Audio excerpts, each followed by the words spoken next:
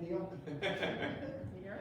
So, good afternoon. Was it afternoon? Still morning? That's still morning. Okay, it's 11:20. Good afternoon, or yeah, good morning, good afternoon, whichever way you want to look at it. My name is Deputy Rodriguez. I'm with St. Johns County Sheriff's Office. I work for the Office of the Sheriff. So I'm one of their PIOs, Public Information Officers, and I work with Public Affairs and Community Engagement. Long title, bottom line is I'm a servant, period. I've mentioned this, and I've mentioned this many times. How many of y'all know Rob Hartwick? You ever heard that name before? Where you know him from? Correct. Exactly. He is your sheriff. He works for y'all. Okay? And he is very passionate about three things. And we'll get into the meat and potatoes.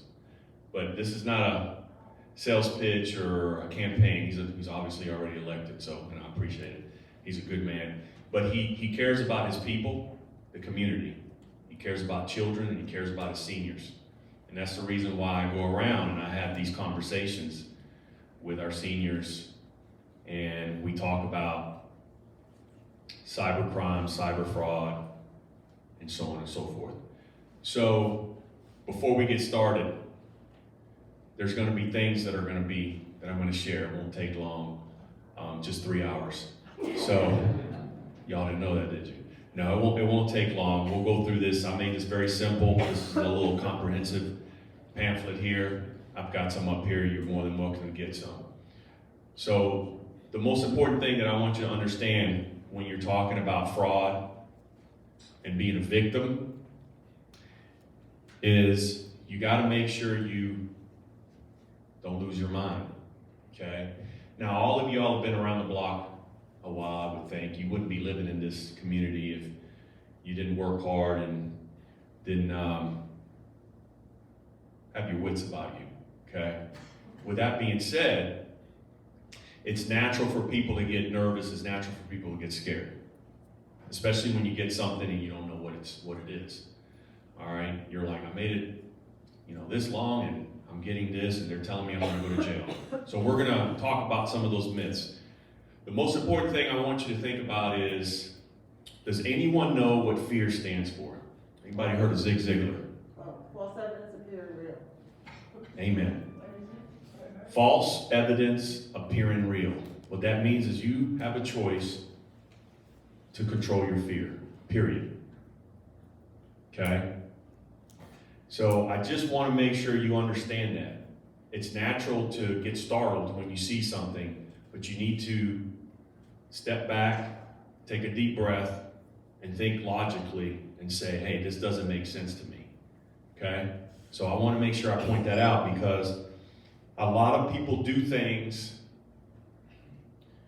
knee-jerk reaction, and then when the dust settles, they go, oh my gosh, it was logical. Didn't make sense. So I'm going to go through here. I'm going to read this, and then I'm going to answer questions. I'm going to give scenarios just so you can have an idea. And once I'm done with this, like I said, then you can ask any questions you want, okay? So forgive me, I don't have my reading glasses on. When you get to be my age, I'll be 51 here soon. You'll understand. When dealing with financial matters such as banking, taxes, investments, Social Security, and retirement, only use secure network websites, applications, and verified corporate phone numbers. Plain and simple. Okay, remember, I'm not here to insult anyone's intelligence, but sometimes we get caught up with life and we forget. And my whole objective is just to remind you of what's going on today, but what is common sense to, the majority of us, okay? And again, it's not to insult anybody. Because I can tell you, my wife being married to a cop, she's done some things that I'm like, honey, and I'll share that story with you here if I remember. Number one, do not reply to receive emails or calls asking you to verify login, passwords, or other account information. So let's just say you're at home you've got your laptop, you get a call from someone, or you get an email saying, hey, your software, your spy software is expired. Everything on your laptops is compromised, your banking information, your credit card information. But rest assured, I'm here to protect you. For $4.99, I will install a new software for you. And everything I'm going to go over here today, we laugh about it, but you will be surprised.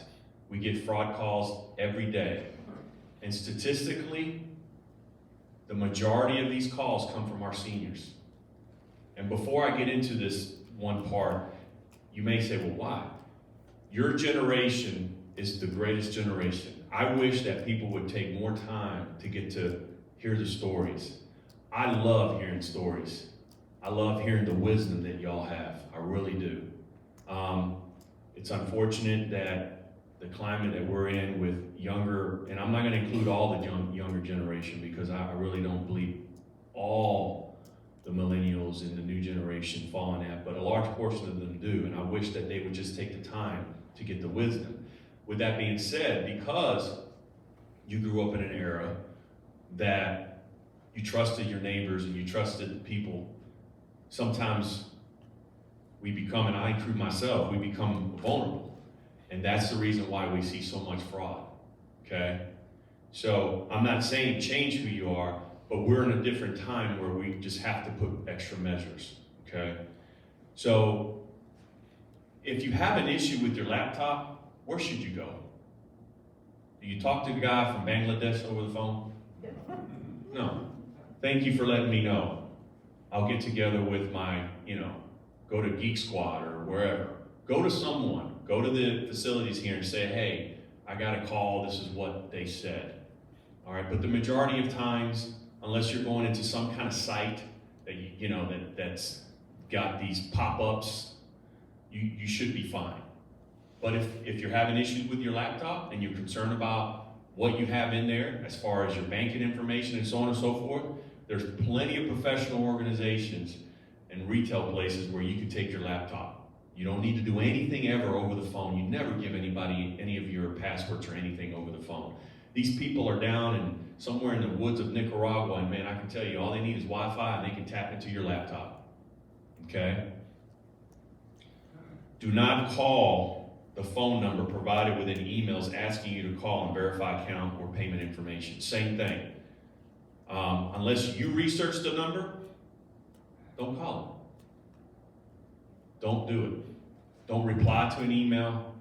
These people, they're very, very, very creative. They're extremely creative. They know what they're doing.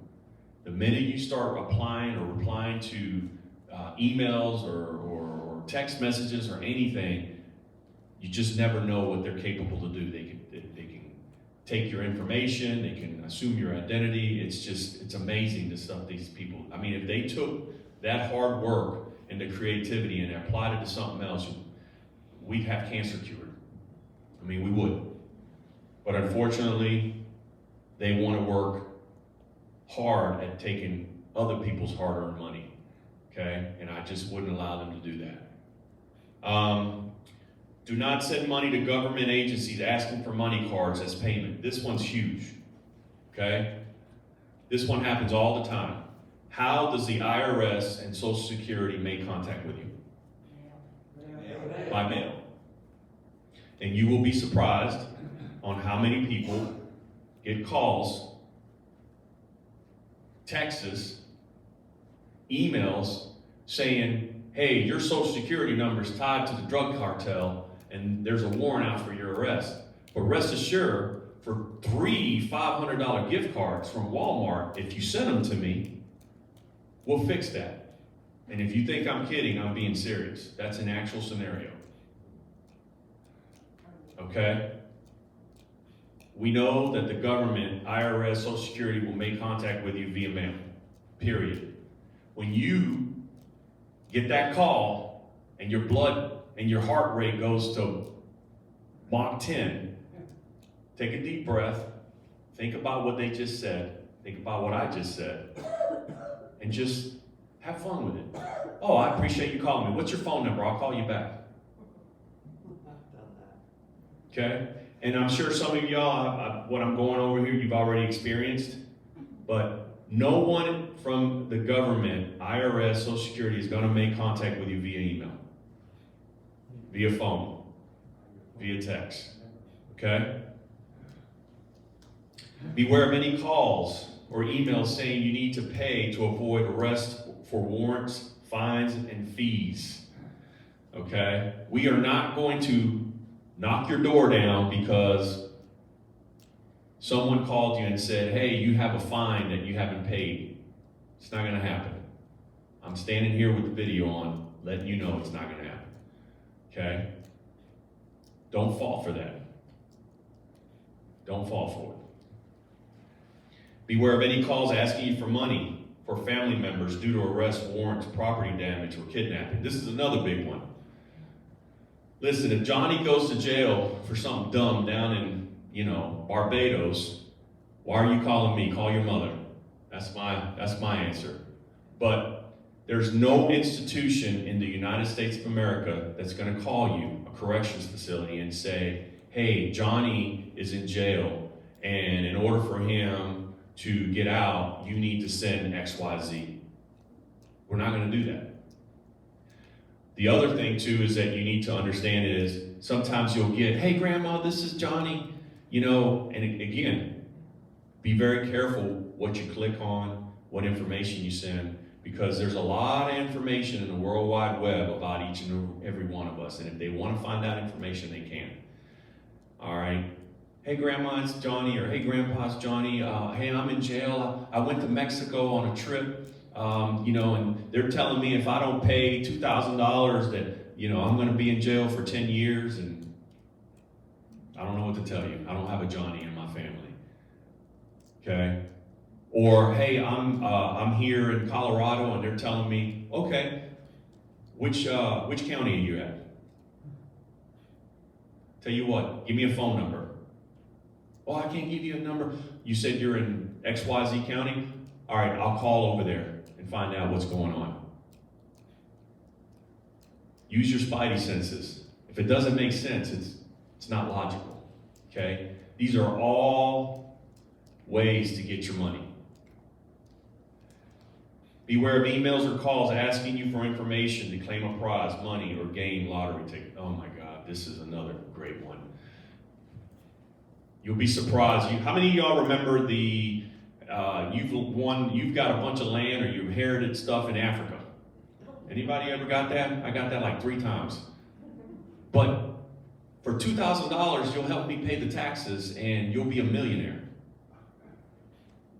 We had a gentleman who was a retired FBI agent. I'll say that again. A gentleman who was a retired FBI agent who fell for this. $70,000 later, when law enforcement met with him, one of my old supervisors told me the story, met with him and told him, this is all a scam, this is not real. He didn't want to believe it. Family intervened, the whole 9 yards. We don't know how much more he kept sending, but I can tell you, at that point in time, it was 70 grand. It can happen to anybody. Anybody. Do not deposit checks in your account if you don't know where they're from, okay? Because that's another tricky subject there. You can get a check from someone. By the time you deposit it, they can have your account information, or they can call you, or they can make contact with you and say, hey, I sent the wrong check to somebody else. I need that money back. You cut them a check. By the time that check gets to the Federal Reserve Bank, guess what? Insufficient funds. You get hit with a fee, they got your money. So unless you know where that money's coming from, if you know who it's from, don't deposit anything. And then the last thing to the next of last thing is hopefully you have a shred party here, right? You should shred all your bank statements and anything, credit card, anything that has your financial information, shred it once a year. I called out to find out, hey, how much does it cost to shred a bunch of documents? You can get one of those huge oil drums. If you fill that thing up, it's $25.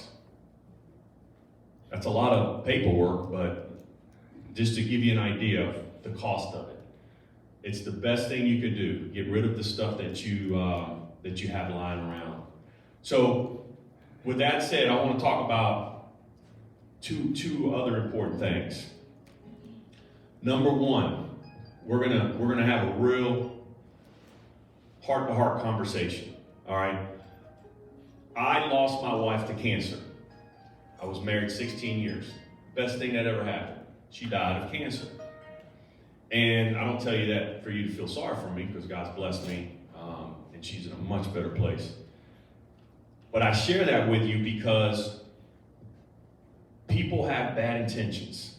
It's unfortunate. People use pain and suffering to take advantage of people. Okay? And when you are vulnerable, because that's what you're going to be, you lose a child, you lose a spouse, whatever it is, a parent, you're vulnerable. And people prey on that. And you have to be very careful on who you become friends with. Which brings up my other point. We are all old enough to know who's in our inner circle. Do you agree? I mean, you've got your kids. If your spouses are here or best friends. So I'm not saying you shouldn't allow anyone else from the outside world to come in. But what I'm saying is be extremely selective of who you allow to come in. Whether it's to social media, I don't care what it is, through mail. And I tell you this because it happens all the time. And to me, that's the most, if you want to know what angers me the most, is that when someone takes advantage of someone's pain or loneliness for financial gain. You have your inner circle. There's nothing wrong with making friends, but just be very careful of how much you let them in, okay? I can't stress that, because what happens is you have someone who maybe has gone through a hard time, or they lost somebody, or whatever the case might be, and all of a sudden you get a friend request through social media. Twitter, Feeder, whatever, all that crap that they have, all right? I don't even know the names. Facebook, let's just use Facebook. And you get a friend, hey, Johnny, I'm sorry to hear about your wife, or, whatever. I heard you lost your boat, and, whatever the case might be. And, and they're very methodical. They take their time, okay? It's like dripping water on concrete. You drip water on concrete enough, it'll crack.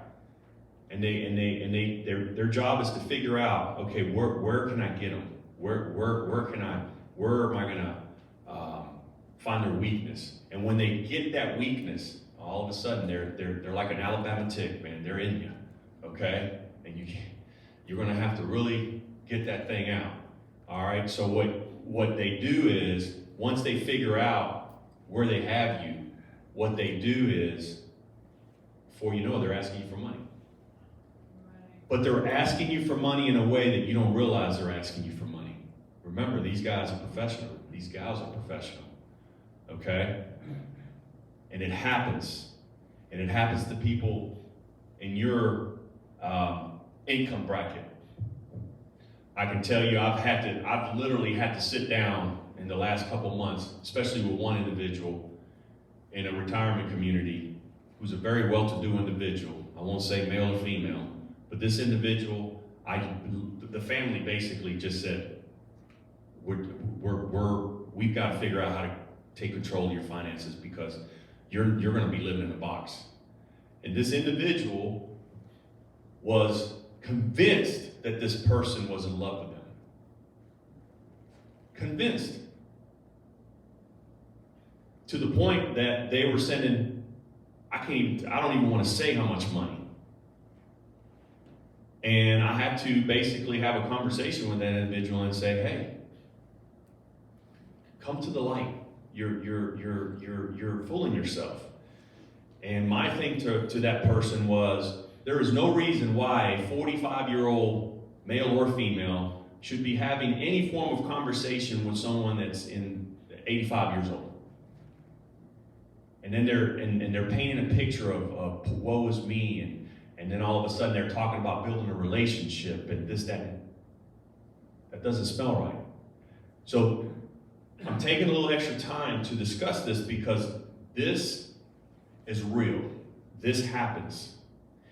And people use pain and love as a weapon. All this, yes, this happens. But there's a new way of people getting into your bank account, into your wallet. And that's using your pain. And I want you to be conscious of that, okay? Don't be naive to think that, oh, I still got it. It's okay. I know what I'm doing. Don't be naive. It happens to all of us. They try to have it. They try to do it to me. The only difference is I can smell it. Okay? And I just want you to be very cautious. The last thing I want to share is just be cautious of your surroundings. We talked about that in the awareness thing. This is important. If you're out and about, just be very cautious. Make sure that if you run out for a minute, lock your car. Okay? Believe me, people are watching. They're watching you. I go back to the story. Can you edit this out in case my wife wants to watch this? I'm kidding with you.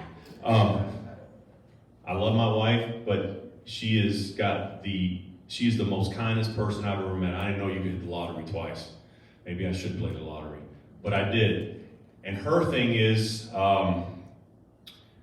she went to the gas station, saw the guy, said to herself, I wonder why he's standing there, and left the car running unlocked. 30 seconds, that's all it took.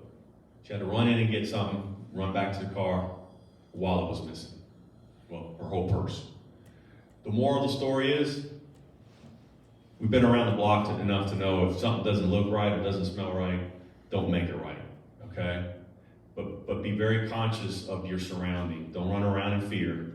Just be aware. If it doesn't feel right, don't park there. Don't leave your car open. Take that second, take the keys out of the ignition, put the purse in the trunk, whatever you need to do, okay? Again, it goes back to what I said. You've worked very hard for what you have, and there's no reason why someone should try to take what you've worked hard for, okay?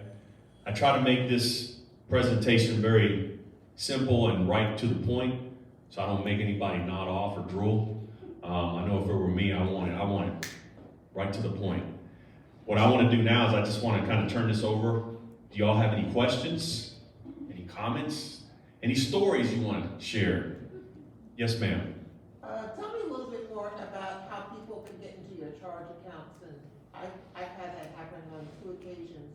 To your credit card? Yeah. I don't think we have enough time to cover that. They can get into your credit card information more ways than I can even imagine. Statements, they can steal your mail, but that's the old tradition. A lot of the information is, some of it they could be working on the inside. Sometimes you could be as cautious as you can and your credit card just is compromised. It's happened to me 3, 4, 5 times in the last 5 years. My last one was 3 months ago, my American Express card. Again, these people are very computer savvy. Sometimes it is, they have people on the inside that's working, that's providing information, or it's,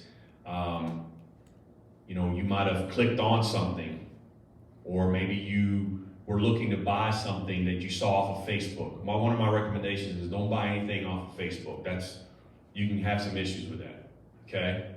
Take it from me. I've had it happen. If you like something on Facebook, get out of it and search it. Go to Google and search it. And go through a website or the business that actually sells that. But be careful I'm not saying everything on Facebook's bad, but I'm just advising you that if you like something, don't go in through Facebook to buy it, okay? But to answer that question, that's a very tough question to answer because there's a million ways that they can get your information. And sometimes, like I said, the most important thing to remember is you could do everything perfectly and they can still get your credit card information. the most annoying thing is just having to wait or having to, rip up your cards or having to change, I use this card for these 5 different auto bills and going through while you wait for the other credit card to come through. It is annoying, but sometimes, like I said, you can't control it. Yes, sir. There's a way around that, and most credit card companies allow you to set up alerts. Correct. Oh, I did that too. Correct. I have one credit card, mine set up with a $1 alert, and I was sitting in a restaurant, and all of a sudden I get a text that somebody was just charging $1,800 to a Holiday Inn in North Carolina. You're 100% right. But the credit card solution to that is they cancel your credit card and they send you a new one. Exactly. So I have that I have 2 credit cards. I have my American Express and then just a Visa card through my Chase Bank. Same thing. Same alerts, the whole 9 yards. But the credit card solution is, even though they caught it, they're still going to cancel, and it's just the frustration of going through the whole process. But I'd rather go through the frustration than have to deal with trying to get my money back and explain it. Yes, ma'am. The card that was hacked had an alert on it, and it bypassed the whole alert system.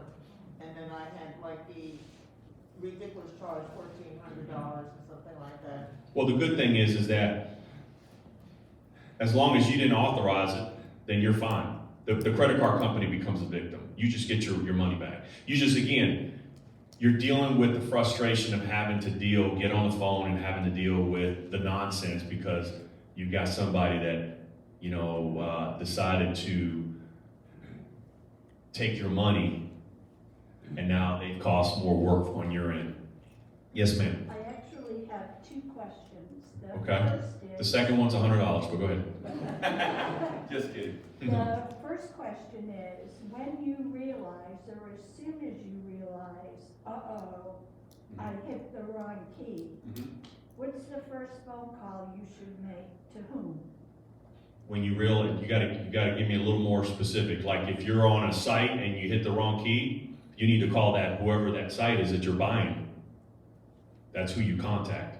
If you're officially on a site buying a windbreaker and you hit the pay button and you realize that's not what I wanted to do, you need to make contact with the site, because what's going to happen is, and again, this is nothing criminal. I'm just giving you a personal information. But if you go into the site and you realize you made a mistake, you have to give that company time to credit your money back. If they refuse to or they don't, that's when you make contact with your credit card company and say, hey, I've done X, Y, Z, I'm still not getting my money, and then the credit card company goes in and takes care of business. I was thinking more along the lines of you get that phone call, say from the fake Microsoft call, that you either get the phone call or you get the message that your software is corrupt and they can fix it.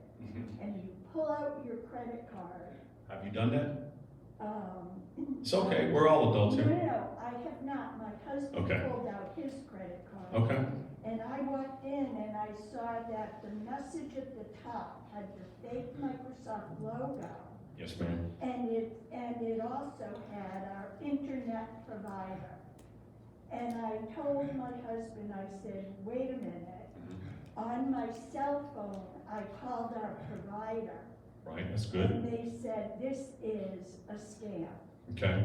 Hang up the phone, hang up from whoever he's talking to, and call whoever provides the service Yes. for your computer. But in the midst of that, had he, or if someone actually Hit play. not only that, but you give them access to your computer so they can make the supposed changes, that's the call I'm more concerned about. When you know you've done that, or your grandmother has done that, who do you call? All right, so when we come to a call, the most important thing we look at is it a civil or is it criminal? Okay, so let's say you get that call and you give them the information and you realize that that's all fictitious. okay? You obviously call the sheriff's office. We're gonna do a fraud report.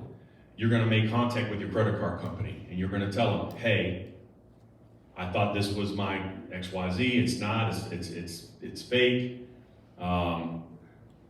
I need to stop my credit card, because you're gonna need to stop your credit card. That's an automatic. Now they have access to your credit card. And you're gonna need to do a police report. Sometimes a credit card company might take that police report and give you your money back. That's between you and the credit card company. But we will do a police report, and you would need to, I would also make contact with the 3 credit bureaus and make sure that they know what you did so they can flag your credit reports. And it's a pain. I mean, I don't know how else to say it. You know, once you give them that credit card information, everything you gotta go through in order to stop the craziness, it is a pain. But unfortunately, that's what you have to do. On our end, we're gonna do a police report for you. You're gonna take that information and you're gonna do whatever. The odds of you getting your money back, obviously, are gonna be pretty slim. And that's gonna be a debate that you're gonna have with your credit card company, because you willingly gave that credit card information to them. And it's gonna be very hard for you to try to convince the credit card company of anything different. As far as your laptop, only thing I can tell you, and again, this is from a personal matter, take it to a professional. Say, hey, this is what I did. I don't know what they have access to, and they can do whatever they do in their little world. And you may have to get a new laptop. I don't know. Okay, so my $100 question Okay. is, I really appreciate, I think as does everybody in the room, you're coming here to talk about this. Mm-hmm. Is there a website or someplace I can go, or tell my friends who aren't here to go, that if you suspect you've been taken advantage of, these are the things you need to do and who you need to call? Because I might not remember everybody that they should call. I have 2 brochures that I'll email. If you give me your card again with the email, and it just it kind of gives you an idea about fraud and what you can do. And you know, it's information. At the end of the day, I'm just being honest, it's a lot of information. The only thing that I would suggest is let's just keep it simple. If it doesn't make sense, then it doesn't make sense. And the reason why we're here, you know, I wish I can share this information with everyone. That's why I'm kind of presenting this to churches as well. All right. A lot of people just don't realize. But for them to call you and tell you, hey, I get those calls. But obviously I understand. I do these classes, I talk about it. I know it's far-fetched. But I guess the best way to communicate is, you know, if this gets uploaded, they can look at that. You can have conversation with your neighbors or your friends. They have conversations with their neighbors and their friends.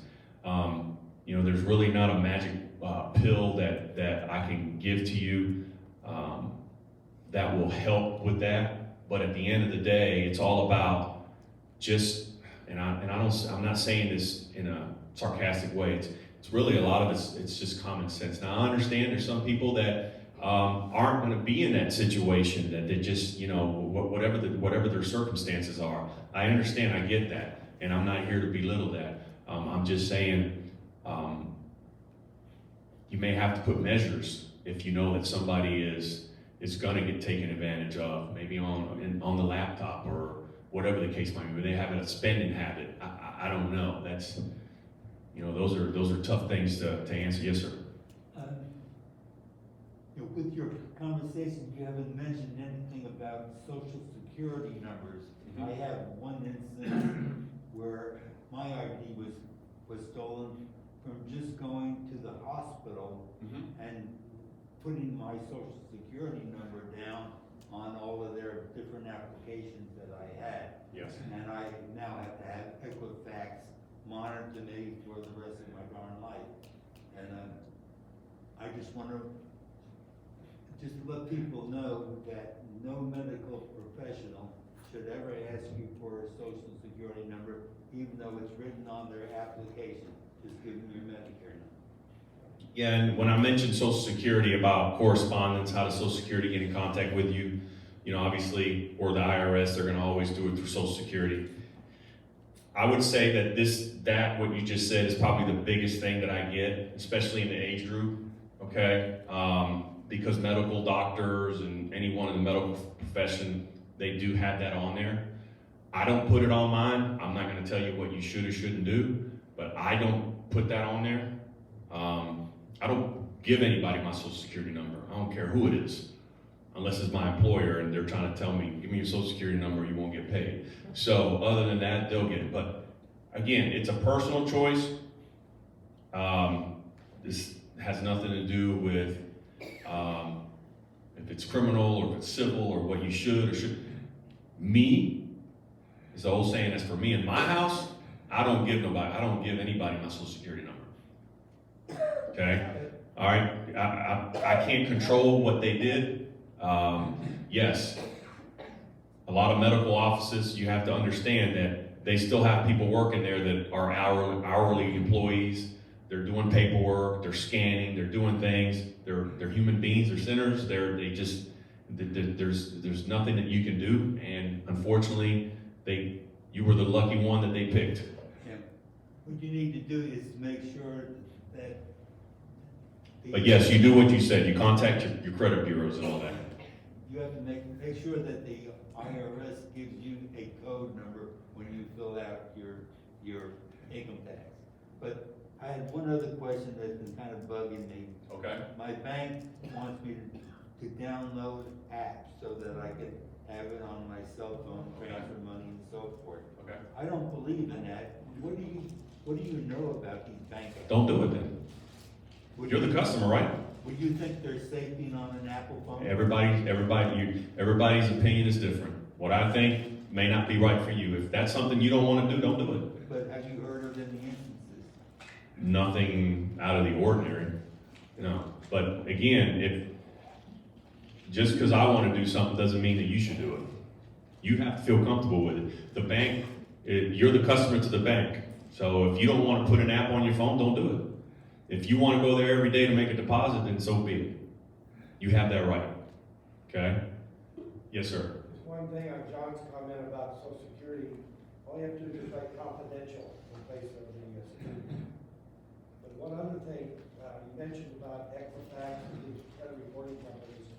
There is a way to lock your credit reporting, which makes it so nobody can take out a credit card with your name, get a mortgage, buy a car. That's usually associated with a fee. Yes, well, if I lock it, you can unlock it for free, but it's $10 to relock it. Right. And it's a pain in the butt to buy a car because you've got to get the Right. unlocked for them. And if you've had a lot of fraud, then it might be worth spending the money to have one of those type of entities that does that. But they are out there. Somebody else had a question. I'm not talking about LifeLock, I'm talking about just doing it on your own. Oh, okay. I've had Okay. my credit scores locked for 20 years. Okay. Yes, sir. What can be done to suppress scam calls? That's a great call, sir, or a great question. What was the question? And that was something that I was going to go over. It'll take 30 seconds. His question, if I had a lotto ticket, I'd give it to you. What can be done to stop scam calls? Does anyone know what can be done to stop scam calls?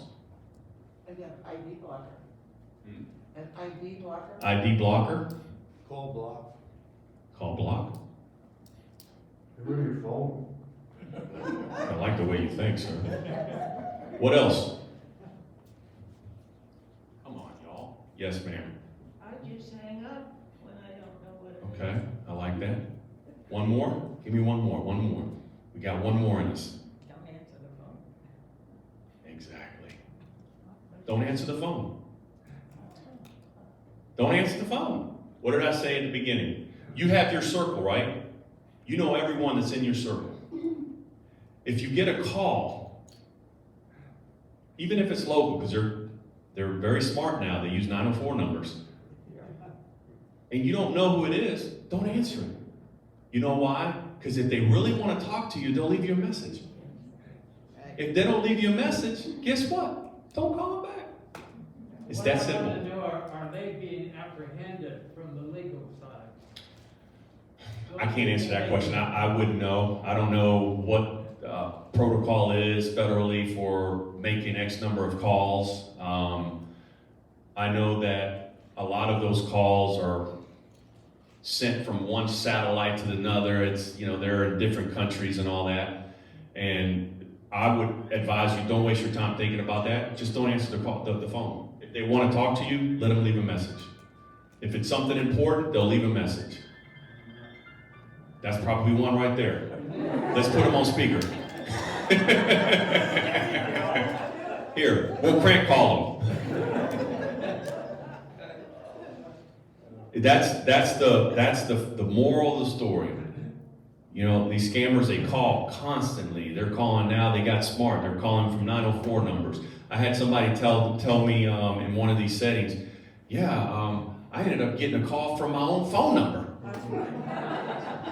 I said, wow, did you answer it? Is that you, Jesus? So it's funny and it's sad at the same time, but the most important thing I want you to just take away from this whole thing is you know what to do. We don't have to complicate it. Scam calls don't answer. They want to talk to you, let them leave a message. If you get an email, you don't need to respond. Listen, we've all made it this far without going, having the feds come after us and all that. I think we're going to be okay. I think we'll be just fine, okay? Unless you're just doing something privately that you need to be concerned, that's a different story. But there's really nothing that should be pressing that you should be concerned about. I know that the medical side of it, as we get older, we have to deal with that. I had to deal with that when my wife passed. But even with the $3 million bill, I just said, I'm going to file it. And I just threw it in the trash. And my credit score is like almost 800. And, it is what it is. Some agree with it, some don't. I've got kids, and all I care about is being here for my children, and I'm not going to let anything stress me out or make me worry about anything. And I think that you all should feel the same way. Yes, we have responsibilities, and we should be good patrons and so on and so forth, but we have to understand that there are people out there that they're going to exploit and try to take advantage of it. But most important, just safeguard yourself from those on the outside trying to make their way in, because I can tell you, you can get a lot of calls and you can get a lot of emails, but there are a lot of people out there today that they're doing what they need to do to try to weasel their way in and use your suffering and your pain to try to be for financial gain. And to me, it's one thing to call and say, hey, Johnny's in jail. It's another when somebody's using that as a way to try to exploit someone. I just think that's sick, personally. All right? Any other questions? Yes, ma'am. What kind of an event precipitates a call to you? What was that? What kind of an event, or how serious does it have to be to call you? That's a great question. There's a myth that if you call 911, we're going to kick in your door and we're going to throw you in jail.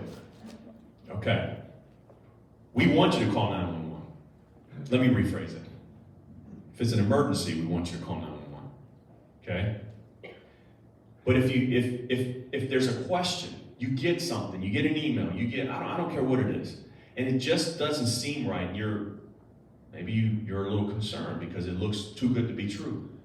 Call the non-emergency number and ask for a deputy to come out. That's what your tax dollars are for. That's what we're here for. We'll come out and we'll talk to you. We'll look at it. We'll give you the best advice that we possibly can. And we will let you know, this is something you need to be concerned about. Or file it.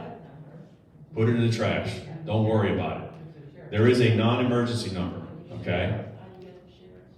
So, but that's what we're here for. We're not going to be upset. Now, obviously, if you're calling every day, 911, hey, my pizza's not here. Hey, my dog hasn't been, there is a statute for abusing 911, but you really got to be out you really gotta be doing something crazy on a day-to-day basis. But we are here to assist. We are here to make you feel safe, period. Okay? All right? Just Yes. one question that I wasn't quite sure of, and I probably could ask my insurance company, but Uh-huh. you're a good one to ask it. If you're in a parking lot and somebody hits your car and you see them do it, what should you do?